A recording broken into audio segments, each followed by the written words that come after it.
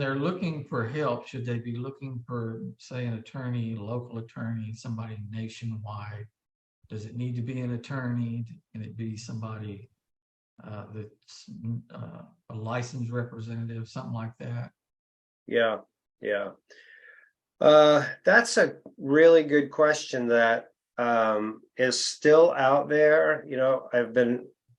You've been doing helping people for, I don't know, what, 5 years or so, right? 5 years?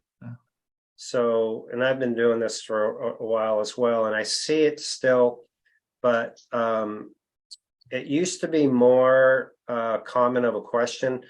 But let me address it this way. It's really a personal preference and what you're comfortable with. But the challenge with a local selection, thinking that somebody is better because they're local, is really can be misleading. And oftentimes it's not the best fit. And I'll give you some examples why. Let's say, like I saw in your group, there was somebody that had a question similar to this. I was just looking at it. Let me see if I can find it. I think it was Longview, Texas. Yeah. Any idea what the population of Longview is? Longview is up there pretty good. I mean, that's up North Texas. Okay. Dallas, All right. Fort Worth, Longview. It's in that area. Okay, Yeah. so I expect there's several different options around there.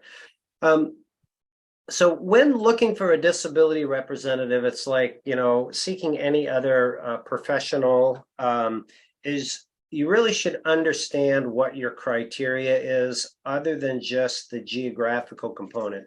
Because you could find somebody in Longview right down the street that will help you with your disability case.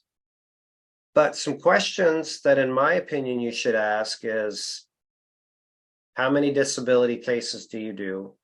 How long do you do them? Who would be working on my case? What other areas of law do you have? How would you help me with my situation, condition, and experience get approved? What can I expect for a communication plan to support me?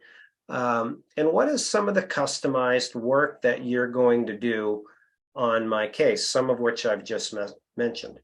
So those are just a few of the criteria that I feel if you're really serious about your disability income and this is important to you, that you should look at that, because that's some of the criteria. Now, if somebody is in Longview and they're doing disability cases, and they do a little bit of divorce, and they do dog bites, and they do some other areas of law, then I would be really careful about that, because I know from experience, you need to do enough, or ideally a lot of this, to be good at it, right?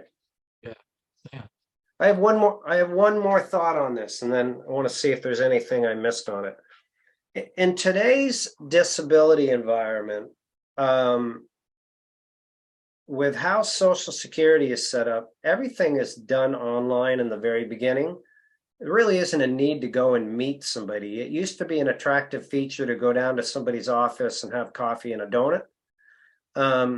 But most people that I know that do this work, they're seldom meeting with people. So they'll work like this and maybe a Zoom meeting. And there is value in having that interpersonal face-to-face connection. But for Social Security, it's not necessary, because when your case goes to a hearing, that hearing is still highly likely to be a hearing that's done on the phone or done via video. And there's actually some concern about going back into a hearing office about the effectiveness, because it's not the same disability hearing environment as it was pre-COVID. You're behind a glass, you have to wear a mask, the judge is behind a glass. It's in some ways, people have come out of that and said, I should have stayed home and done a video or a phone.